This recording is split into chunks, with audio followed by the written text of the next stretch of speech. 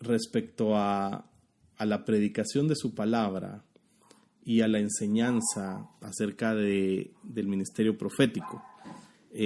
A tal punto que por ello yo les trasladé hoy un documento acerca de los llamamientos de Dios.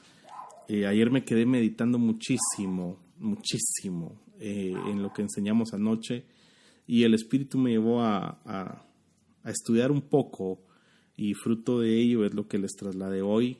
Ahí se los puse en el chat, espero que lo hayan podido leer, y si no, pues quizás es más que leer, creo que tienen que estudiarlo, pero creo que le va a dar un poco más de sentido a lo que Dios está buscando en nuestros corazones, que nosotros entendamos sobre este bendito ministerio de Dios y su llamado. Vamos a hablar esta noche acerca de los oficios proféticos, y hay algo que yo quiero que nosotros comprendamos, y voy a tomar un texto base, y ese texto base, que es un texto que se ha, diría yo, mal utilizado hasta cierto punto, hermano, pero que creo que es la base para que nosotros comprendamos esta noche por qué es un texto que hermano, nos dice muchísimo de lo que Dios quiere que nosotros sepamos y conozcamos. Entonces, si usted me acompaña, vamos a leer la palabra de Dios. Segundo libro de Crónicas, capítulo 20, verso 20. La palabra de Dios dice así: se levantaron muy de mañana y salieron al desierto de Tecoa. Y cuando salían, Josafat se puso en pie y dijo: oídme, Judá y habitantes de Jerusalén, confiad en el Señor vuestro Dios y estaréis seguros. Y luego él dice: confiad en sus profetas y triunfaréis.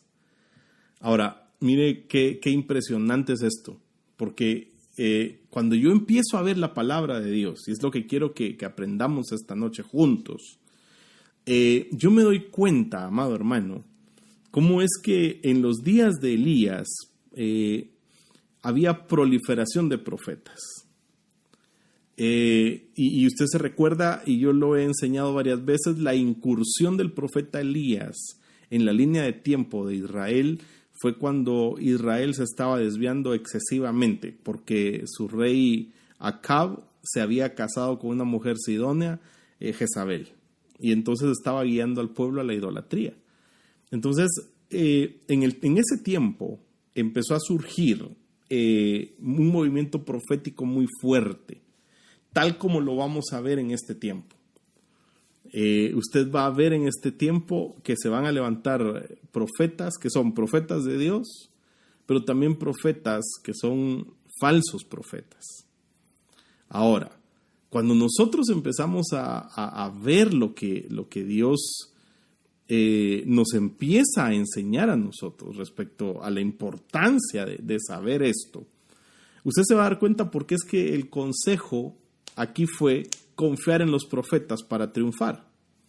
Que usted lo puede ver muy claro, que es muy distinto, amado hermano, es muy distinto, y oiga cómo lo voy a decir, a el hecho de que se tergiverse la palabra y que se diga: bueno, ustedes confíen en los profetas y van a ser prosperados, y lo único que se habla es de una prosperidad económica. Entonces, vamos a estudiar los profetas que se desarrollaron antes, en y después de la cautividad del pueblo de Israel. La incursión de Elías, como le estaba diciendo hace un rato, tiene que ver con la necesidad de parte de Dios, amado hermano, de que nosotros lleguemos al pleno entendimiento, al pleno conocimiento de que Dios verdaderamente lo que nos está llamando es a que nosotros afinemos nuestros sentidos espirituales. Como le he dicho, nosotros para poder detectar a un falso profeta, lo que tenemos que hacer no es estudiar al falso profeta, sino tenemos que estudiar cómo se mueve un verdadero profeta.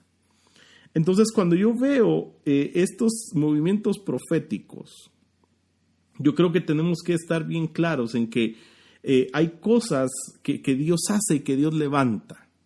Por ejemplo, cuando usted lee el Salmo 23, la oveja habla y dice: ungiste mi cabeza con aceite.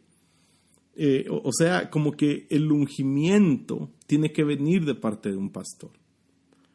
Entonces, el Señor levantó a 3 profetas, que son profetas bien importantes, y levantó a Jeremías, a Sofonías y a Joel, y los nombres Él puso en ellos un sello, y el sello que Él puso es un sello que realmente viene de parte de Dios, porque cada uno de ellos traía, por decirlo así, una misión de parte de Dios. O sea, el que es levantado de parte de Dios, lo que tiene es un llamado sobrenatural de Dios y una función de parte de Dios. Entonces, en ese orden de ideas, por si no me da tiempo de terminar el tema, esto es lo que nosotros vamos a estudiar. Entonces, vamos a estudiar a los profetas en el precautiverio, los profetas del cautiverio y los profetas post-cautiverio. Entonces, mire lo interesante de esto, pues. Porque cuando yo empiezo a ver esto, por ejemplo, yo veo al profeta Jeremías, que su nombre quiere decir Jehová levantará. Cada profeta, por eso le mencioné el Salmo 23, cada profeta lo que hace es tener como un punto de contacto. Y aparte de ese punto de contacto, lo que tiene es un oficio.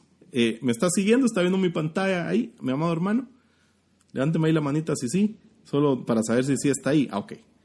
Entonces, lo impresionante de esto es que nosotros, hermano, tenemos que saber y tenemos que entender que lo que Dios está pidiendo es que nosotros entendamos y aprendamos a discernir. Y si el Señor a nosotros nos ha dado un llamamiento profético, tenemos que entender cómo es que este llamamiento se va a empezar a desarrollar, cómo se va a empezar a desempeñar. Y en la medida en que nosotros veamos esto, vamos a poder ubicarnos y vamos a poder saber cuál es la función de cada profeta, porque cada profeta es levantado con un propósito. Entonces, el elemento de ungir, por eso en el Salmo 23 dice, ungiste mi cabeza con aceite. Ahí el punto de contacto era el aceite. El elemento de Jeremías eran las lágrimas. Y su oficio era el de la intercesión. Por eso es que a Jeremías se le conocía como el profeta llorón. Él escribió también el libro de Lamentaciones. Ya en un ratito vamos a ver un poquito más acerca de lo que el Señor le designa a él. Luego se levanta Sofonías, que ahí lo que usted está viendo son ese número 3414 y 6846 son los números del Strong. Si usted los quiere ir a verificar más adelante, pues lo puede hacer. O si lo quiere hacer ahora, también lo puede hacer. Y me puede decir, mire hermano, pues eso no dice así, con respeto, ¿verdad? Pero yo tengo que entender esto. Entonces, Sofonías significa el secreto de Dios. Y su punto de contacto era la alabanza y su oficio era la adoración. Luego está Joel, que significa Jehová es Dios, cuyo elemento era el trigo y un trigo específico que es la palabra Dagán, el trigo Dagán. Y su oficio es la restitución. Luego, en el tiempo del cautiverio, y esto es algo bien impresionante, el Señor levanta a Daniel como un profeta. Y ya va a ver usted que el nombre de Daniel significa Dios es mi juez o juicio de Dios. Y su elemento era el fuego. Y su oficio era libertar. Luego está Ezequiel, que su nombre significa la fortaleza de Dios, que su punto de contacto era el agua, el río de Ezequiel, y su oficio era medir. Ahora usted vaya asociando cómo es que cada profeta, cada ministerio tiene una función. Repito, para que nosotros podamos, y lo digo así, para que nosotros podamos discernir a los falsos profetas, tenemos que saber cómo funcionan los profetas verdaderos.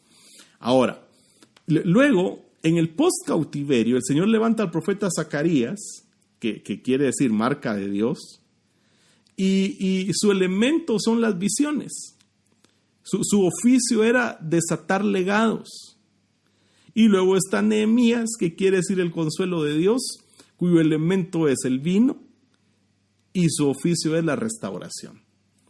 Entonces, creo que ya en el orden de ideas de lo que hemos venido enseñando, yo creo que podemos estar claros respecto a lo que Dios nos está llamando a nosotros, es a que nosotros podamos entender cómo funcionan los ministerios, para que nosotros sepamos que no se trata solamente de al ser usado de parte de Dios para hablar una palabra, creerse que uno es profeta. Por eso le hacía referencia a este documento que le trasladé hoy en la mañana, porque yo creo que es bien importante que nosotros sepamos cómo es que Dios elige, llama y cuál es el precio que cada uno de nosotros debe pagar. Ahora, hay algo bien importante, amado hermano, y es que, no sé si esto lo hablé ayer, pero yo creo que algo bien importante es que el que va a ser ministro, profeta, tiene que estar dispuesto a pasar desprecio, menosprecio y humillación.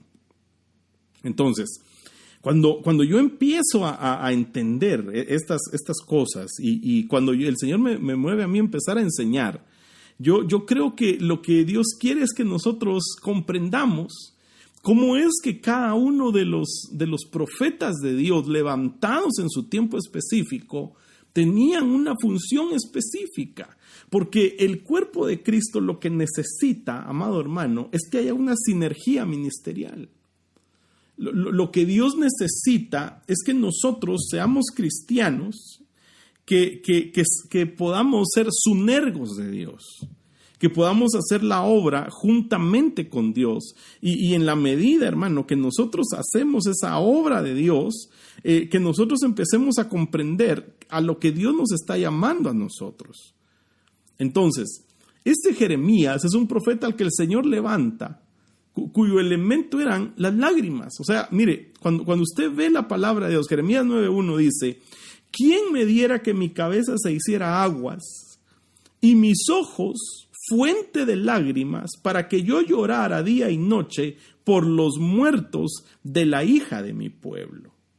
Cuando el Señor le habla a Jeremías, el Señor le muestra a Jeremías lo que venía para el pueblo de Israel debido a la desobediencia. Entonces se levanta Jeremías y él empieza a interceder, y su intercesión es con lágrimas.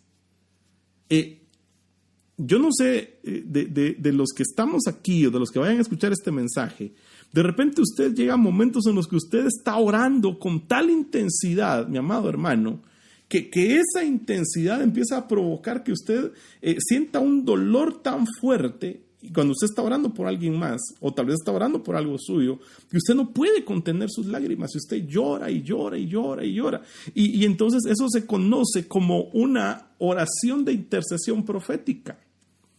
Es cuando Dios empieza a mostrar, el profeta de Dios comenzó a ver lo que le acontecería al pueblo, y fue un sentimiento terrible, y su elemento fueron las lágrimas.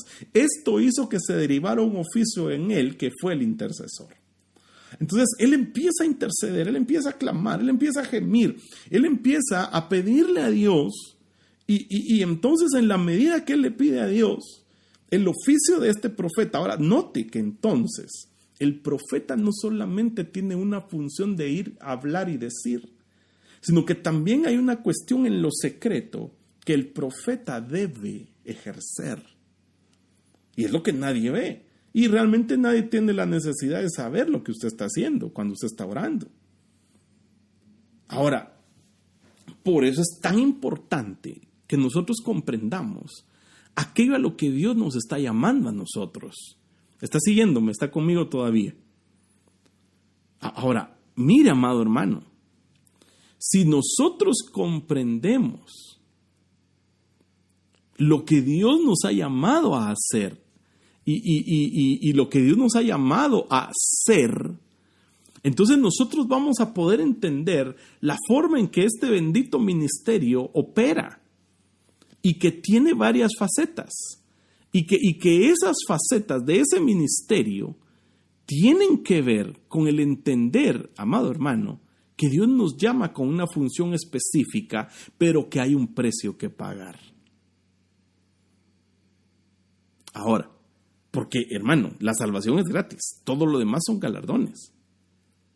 Entonces, si yo entiendo esto, y es lo que yo tengo que comprender, es que Dios nos está llamando a nosotros, a que nosotros nos movamos a poder discernir las funciones que se están dando en medio del cuerpo de Cristo. ¿Está conmigo? ¿Aló? Espero que sí. ¿O me quedé hablando solito? Ah, sí, ok. Ahora, mire qué impresionante es esto.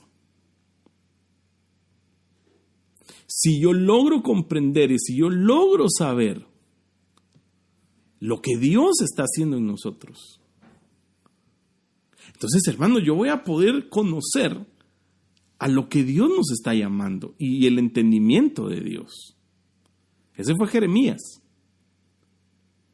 Luego viene el Señor y levanta a un Sofonías, y este Sofonías, su nombre significa el secreto de Dios. Y el elemento es la alabanza. Y el oficio de este hombre es el ser un adorador. Ahora, ¿por qué es importante esto entonces? Por eso, mire hermano, por eso es tan importante que nosotros conozcamos y comprendamos aquello a lo que Dios nos ha llamado a nosotros en medio de lo que nosotros estamos viviendo.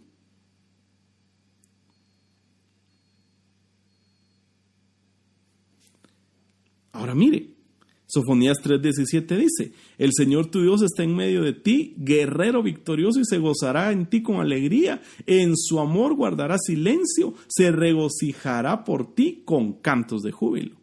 Entonces lo que Sofonías está diciendo aquí es, a través de la alabanza hay una administración profética. Por eso es que la mejor atmósfera para que se desarrolle la atmósfera, el mejor ambiente para que se desarrolle la atmósfera profética es la adoración. Pero resulta ser que en medio de la adoración, aún el silencio de Dios es una respuesta de Dios. Y es algo, hermano, que nosotros tenemos que comprender. Pero pocas veces lo comprendemos, porque la mayor parte del tiempo nosotros queremos que Dios nos responda de inmediato, queremos respuestas rápidas. Por eso hay quienes a veces se desesperan. La Biblia dice que la larga espera es una angustia del alma, dice la Biblia. Pero a veces, hermano, es necesario que nosotros entendamos que aún ese silencio de Dios, aún ese silencio es una respuesta de parte de Dios. Ahora, esta es la razón por la cual las compañías de profetas se movían con tañedores que creaban una atmósfera profética. Y por eso había quienes lo que hacían era profetizar juntamente con los instrumentos. Entonces, verdaderamente lo que yo empiezo a ver aquí es que lo que hacía Sofonías al momento de estar ministrando era levantar una alabanza profética. Por ejemplo, para que Elías profetizara, normalmente Elías pedía que tocaran el arpa, entonces mandaba a llamar a un tañedor que profetizara. Hay una versión que traduce aquí en Sofonías 3:17 y dice: Él callará de amor por nosotros. O sea, Él se va a volcar tanto hacia ti en ocasiones que su amor va a desbordar a tal medida que lo que vas a escuchar va a ser el silencio de Dios. Porque Él te va a empezar a enamorar ahí. Y entonces cuando el profeta empieza a crear esa atmósfera en medio de donde tú estás, lo que empieza a suceder es que tú vas a encontrar el deleite en Jehová. Y entonces Jehová va a empezar a conceder las peticiones de tu corazón. Pero eso es lo que a veces nosotros no entendemos, porque a veces nosotros lo que queremos son respuestas express, respuestas de microondas. Oramos ahorita y queremos que Dios ya nos conteste.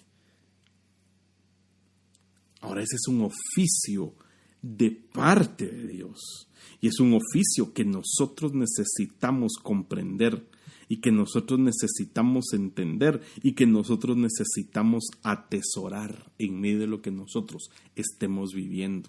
Y es lo que realmente la gente pocas veces quiere. Ahora mire qué impresionante es esto, pues. Sofonías les advirtió a ellos que entendieran eso.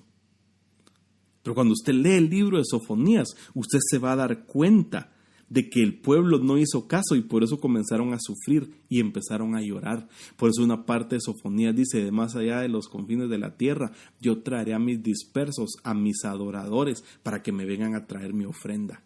Y la ofrenda es la ofrenda de adoración que Dios está esperando que tú des en el momento en el que tú estés pasando, en el momento que tú estés sufriendo, sea cual sea la situación que tú estés pasando. Lo impresionante de esto es que el oficio profético tiene que ver con eso. Entonces viene Dios y levanta a un Joel, que quiere decir Jehová es Dios. Y lo que Dios usa a través de este hombre es el trigo. Y esta palabra trigo es la palabra Dagán. Y lo que empieza a venir es una restitución. Pero oiga, usted sabe, leamos la Biblia. Dice Joel 1:10, el campo está asolado, se enlutó la tierra, porque el trigo fue destruido, se secó el mosto y se perdió el aceite. Se perdieron tres cosas. Se había perdido el trigo, que es la palabra.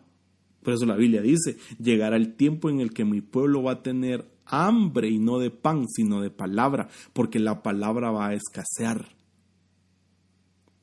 El mosto es figura del gozo y el aceite es figura de la unción. Entonces se estaba empezando a predicar sin revelación. Se estaba empezando a predicar sin gozo y se estaba empezando a predicar sin unción. Entonces, qué impresionante es esto.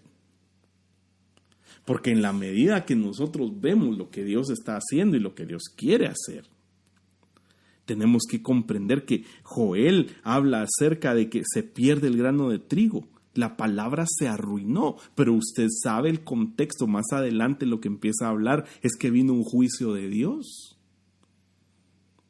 O sea, la gente a veces no logra entender que Dios permite demasiadas cosas. Demasiadas cosas. El elemento de Joel, el elemento era el trigo Dagán y su oficio, la restitución. O sea que el profeta lo que empieza a producir es la restitución en la vida de las personas. Pero no con una profecía adulterada, ¿verdad, hermano?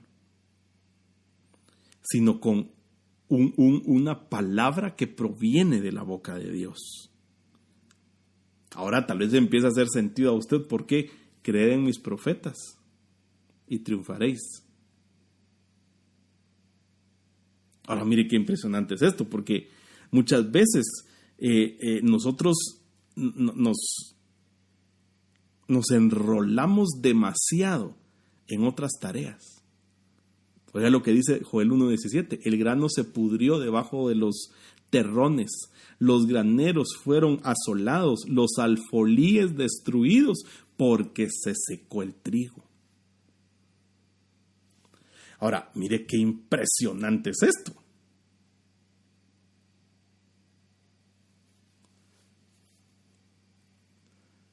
Porque aquí lo que nosotros tenemos que llegar a entender es que Dios nos está llamando a que nosotros empecemos una obra en la que nosotros nos volvamos a Dios, porque estos profetas fueron levantados para que el pueblo se volviera a Dios. sea, lo que Dios espera es que tú te vuelvas a Dios. Eso es lo que Dios espera. En medio de todos los procesos que tú estés pasando, en medio de todo lo que tú estés viviendo. Ese es el anhelo del corazón de Dios. Ahora imagínense, en medio de todo esto, graneros asolados, alfolíes destruidos, el trigo seco, o sea, no había palabra, hermano, no había palabra. Hay algo aquí que nosotros tenemos que entender. Porque cuando usted lee ahí la palabra trigo, el original lo que refiere es la palabra Dagán, y la palabra Dagán significa multiplicación, es la palabra 17:15 del Strong, y eso habla acerca de la multiplicación, habla acerca de multiplicar el fruto en tu corazón primero, no es solamente lo externo, y es lo que nosotros tenemos que entender. Entonces, por eso es que viene en medio del mover profético la restitución de lo que se comieron la oruga, el saltón, el revoltón, la langosta, y lo que ellos se comieron fue el trigo. Entonces, mire, esto es algo, hermano, que a mí me impresiona mucho. Porque una de las principales funciones del ministerio profético no es solamente levantarse e ir a volarle la cabeza a la gente, sino provocar que le sean restituidas las cosas a través de la administración de parte de Dios. Es algo así. Por esa razón es que hay muchos actos proféticos.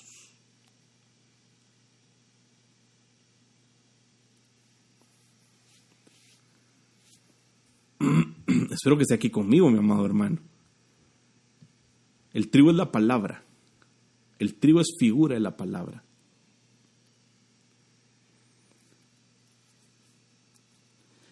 Un profeta que no lee la palabra se puede quedar hablando de sí mismo en lugar de hablar de Dios. Uno de los oficios proféticos es hacer que la gente recupere el tiempo perdido. Por ejemplo, hay gente que se quedó engañada y se quedó estancada en una doctrina que no proviene del corazón de Dios. Entonces, el ministerio profético lo que tiene que hacer es, a través de la palabra, del trigo Dagán, empezar a provocar que la gente se acelere y que empiece a caminar y que empiece a crecer. Porque ese es el deseo del corazón de Dios, pues. No que se queden estancados. Entonces, que la gente empiece a avanzar, que se empiece a evidenciar según la palabra cómo es que operan los juicios de Dios. Y la Biblia dice que los juicios de Dios son todos verdaderos y que son todos justos. Entonces, mire, yo creo que nosotros tenemos que entender que Dios lo que está haciendo es llamándonos a que nosotros nos metamos en la palabra. Por eso, ojo aquí, la razón por la que el Señor me puso a enseñar esto, y que tal vez no es del agrado de muchos estas enseñanzas así, pero es que usted empiece a discernir qué profetas se están levantando y qué palabra están dando. ¿Estoy hablando solo de mí? Porque yo me puedo quedar estancado en hablar lo que yo como ministro hago. Pero al final de cuentas, lo que importa es qué es lo que la Biblia dice respecto a lo que Dios hace. ¿Está conmigo? Entonces, Joel es un profeta que empieza a hablar acerca de la restitución de Dios.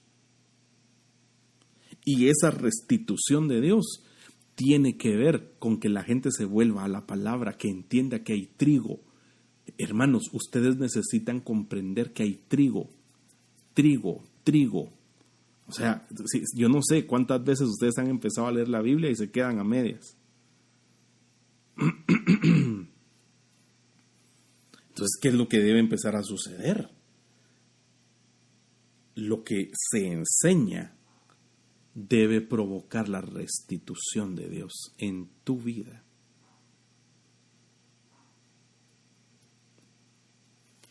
Por eso es que hay tantas cosas que entender aquí. O sea, nosotros tenemos que entender.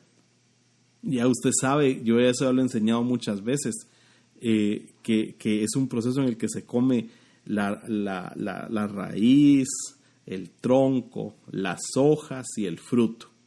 Y habla de generaciones también. O sea, eso tiene que ver, amado hermano, con que se te tienen que empezar a restituir cosas que ya va a ver usted en un momento.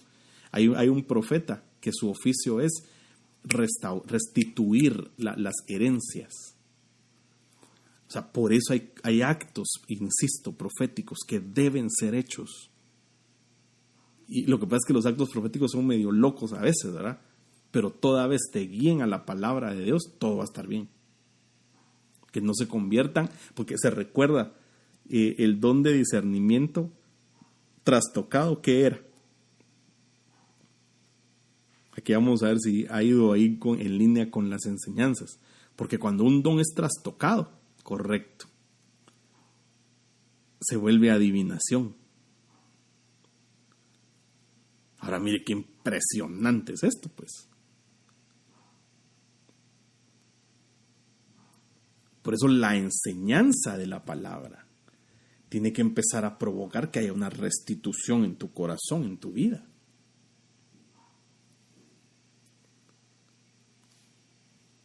Ahora mire qué impresionante es esto, pues. Ahora veamos a Daniel.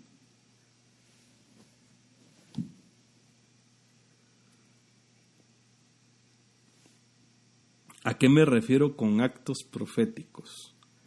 Por ejemplo, imagínate tú, Jesse, que el Señor te dice, ok, mira, vas a dar 7 vueltas a una casa.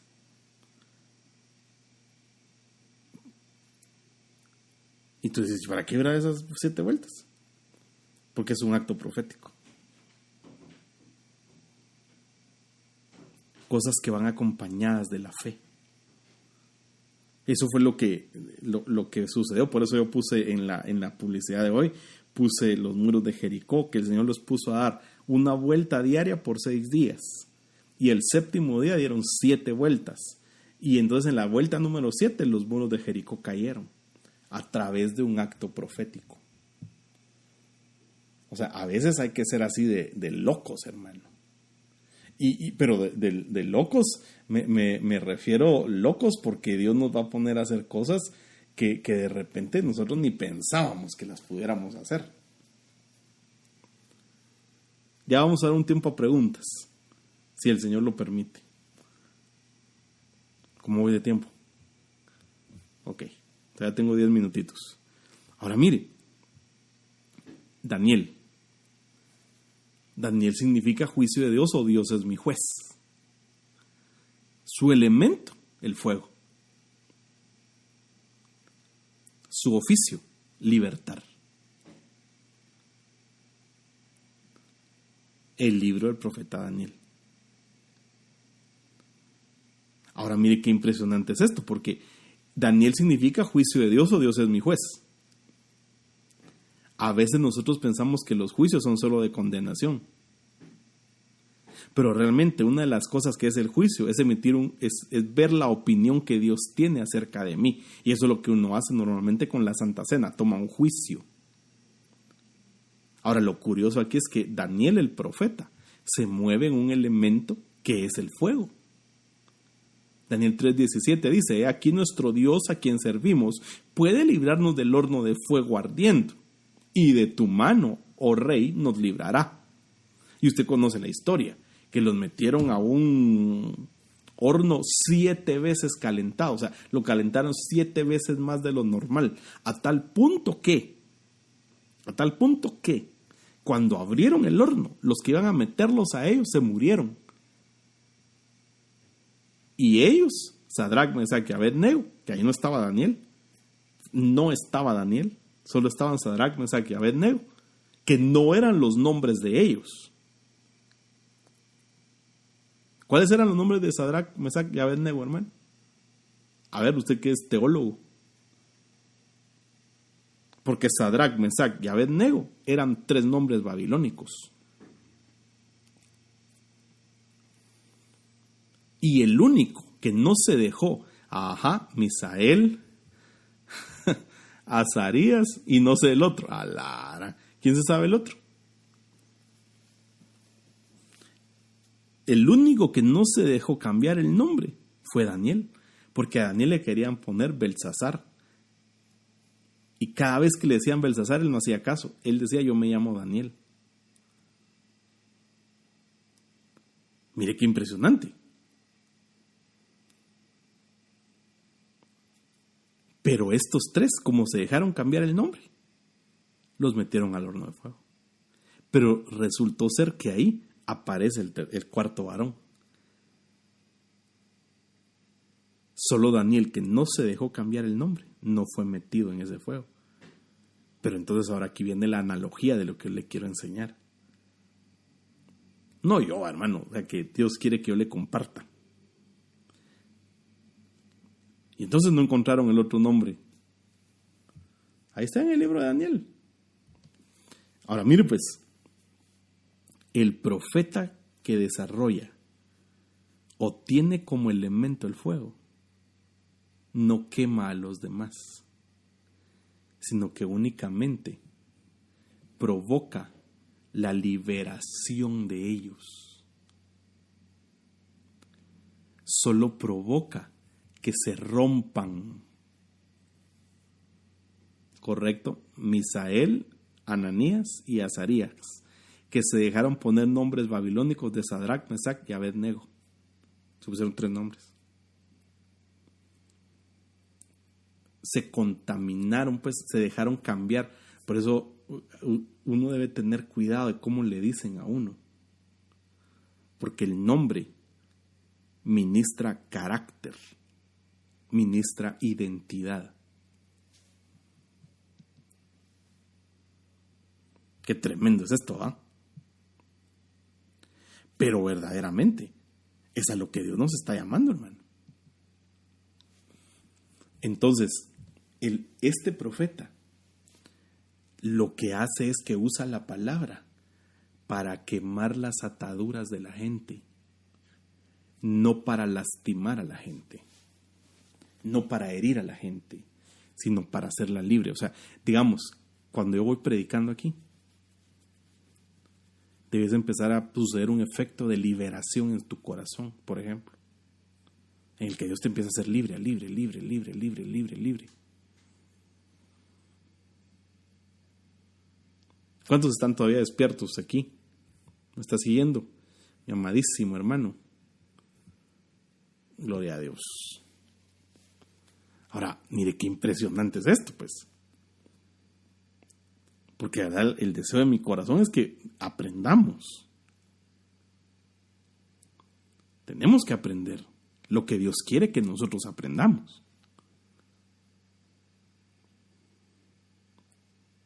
Ahora, dése cuenta cómo es que fluye entonces la enseñanza de Dios. Porque lo que tiene que empezar a provocar es la verdadera, la palabra revelada de Dios. Tiene que empezar a producir que nosotros empecemos a ser hechos libres de un montón de cosas, hermano. Tenemos que ser hechos libres. Ahora yo pregunto, ¿te está liberando el fuego? ¿Te está quemando la palabra de Dios? ¿Está quemándote?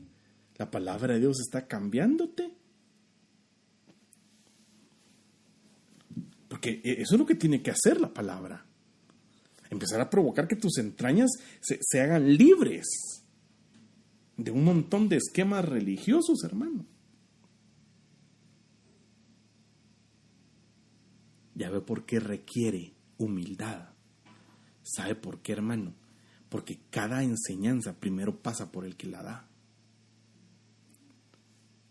Porque el mejor mensaje es el que se transmite de una vivencia, de una experiencia. Imagínense que yo he atado un montón de cosas. Ahora, mire qué tremendo, pues. ¿Se recuerda usted cuando Jesús resucitó a Lázaro? Dice la Biblia que Jesús dijo a los discípulos, quiten la piedra. O sea que paso número 1. Algunas veces para que la gente sea libre, el ministro tiene que ir a remover las piedras. Por eso uno le termina cayendo mal a la gente, hermano. Por eso uno le termina cayendo mal a la gente. Porque uno les tiene que hacer ver, y por eso ya enseñé, que no se trata de dejar al que tiene una paja en su ojo con la paja en el ojo. Se trata de quitar la viga que uno tiene y después ayudar al que tiene la paja. Eso lo vimos, no me recuerdo cuándo de estos días. Porque vamos en el día no sé cuánto de la cuarentena. Ahora mire qué impresionante es esto.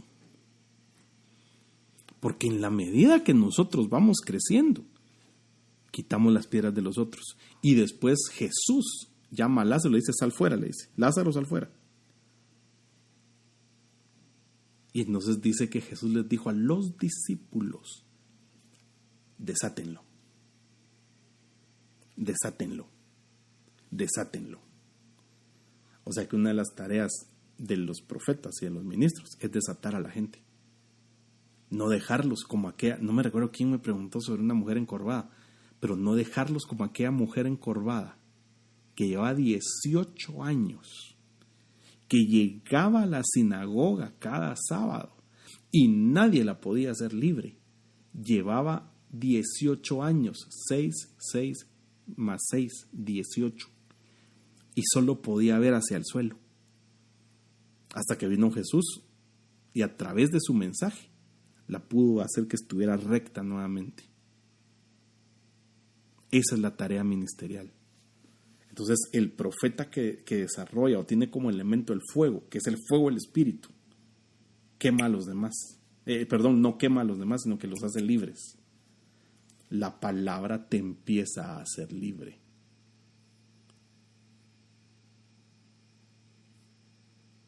La palabra te tiene que hacer libre, hermano. Pero eso es una gran responsabilidad, no solo pararse a hablar como que uno es loro. Ezequiel. Estamos hablando de los oficios proféticos. Ya veo, no es únicamente que el profeta solo da profecía.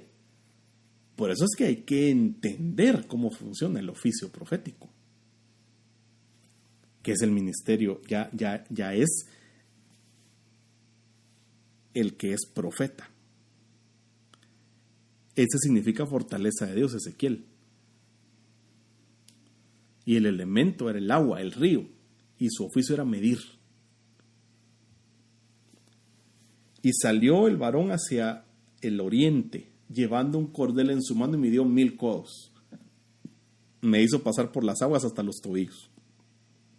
Midió otros 1000 y me hizo pasar por las aguas hasta las rodillas.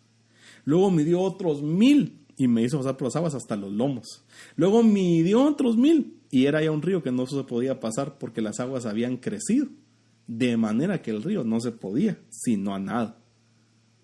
Entonces, este profeta lo que hace es medir cómo va tu comunión con Dios y empujarte a que te consagres. Empujarte a que te laves, a que hagas cosas que por temor o por ignorancia no habías querido hacer. Mire qué impresionante es esto, hermano. Porque tiene que ser algo bien equipado. O sea, lo que Dios quiere, no solo que estés comprometido, sino que estés involucrado. ¿Usted conoce la diferencia entre el comprometido y el involucrado?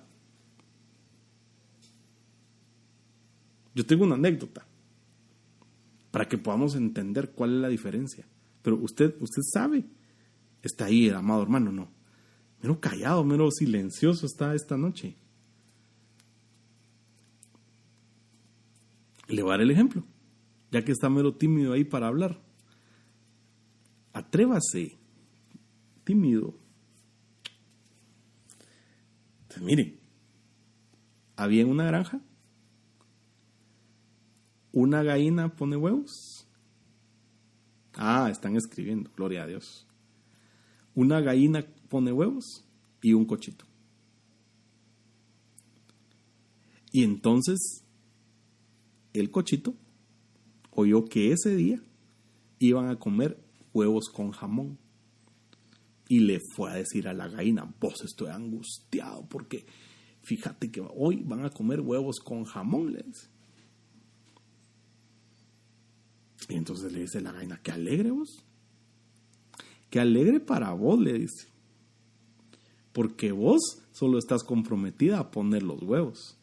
Pero yo estoy involucrado porque de mí van a sacar el jamón.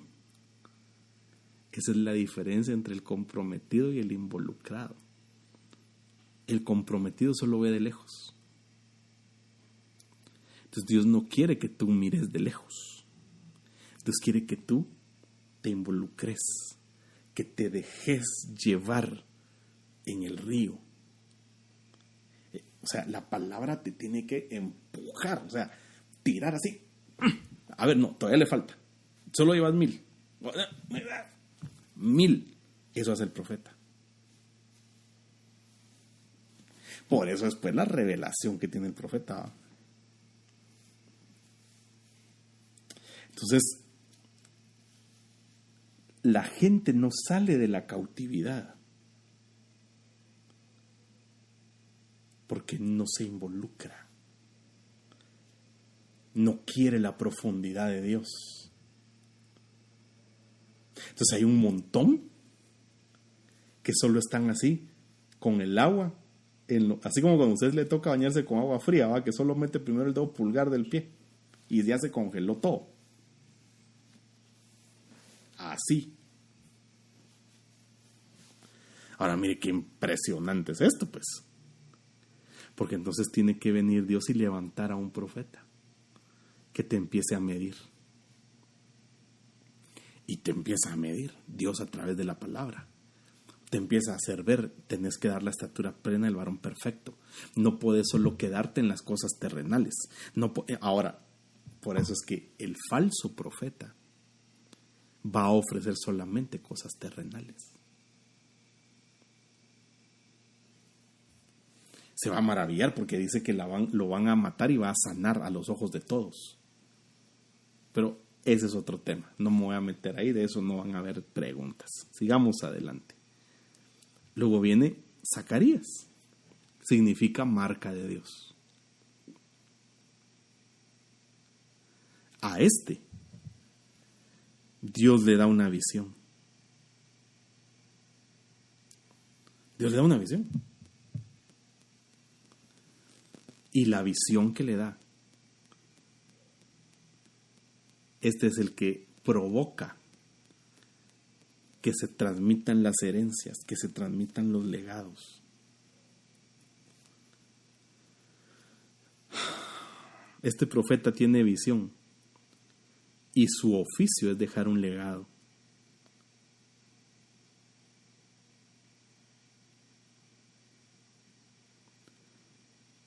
¿A quién cree usted que Dios le va a dar la unción? ¿Cómo se genera la unción? ¿Cómo se genera el aceite de la unción? En la prensa de aceite. Hay que trabajar por él. Y ese aceite cada uno de nosotros lo tiene que generar, hermano. O sea, por eso no se trata, hermano, no me puede orar así para que se me pase lo que usted tiene. No, no es así. Una de las acepciones de la palabra ministerio es trabajo.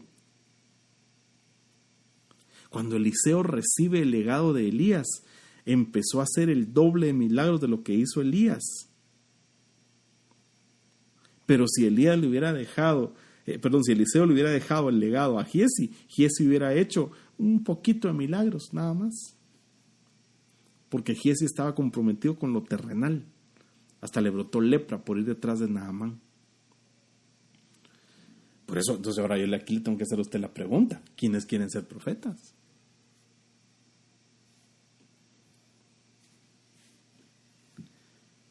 Los remas que Dios te da son para darlos.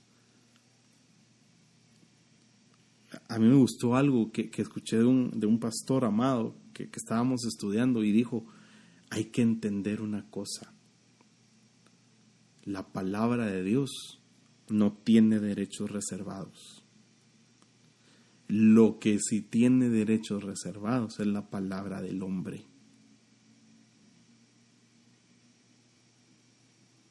Ojo al dato. Entonces, tenés que dar lo que Dios te ha dado. Da un legado. Anda viendo.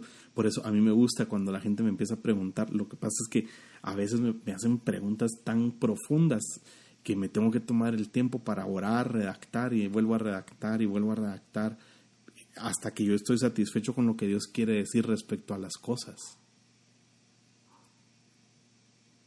Porque a mí lo que me gusta es cuando empiezan a surgir las cosas de la palabra de Dios y la gente empieza a preguntar y entonces, y fíjate que a mí Dios me dijo esto, y fíjate que Dios me dijo aquello, y fíjate que Dios me dijo aquí, y fíjate que Dios me dijo. No veo ese icono ahí, pero creo que es así pensando, ¿va?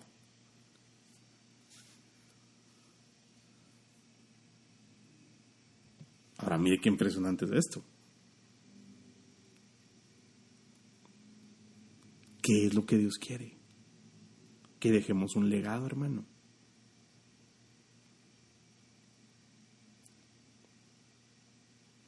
Está aquí conmigo.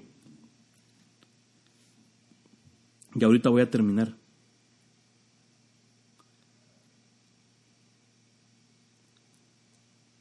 Yo quiero ser así. Dejar un legado, una marca.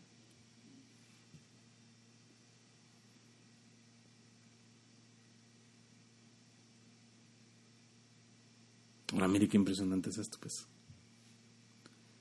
El último que vamos a ver es Nehemías. Consuelo de Dios. Su elemento es el vino y su oficio es restaurar.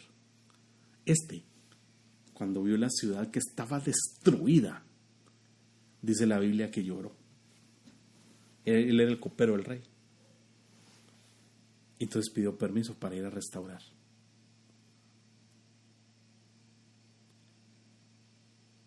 Necesitamos empezar a provocar que la gente sea restaurada.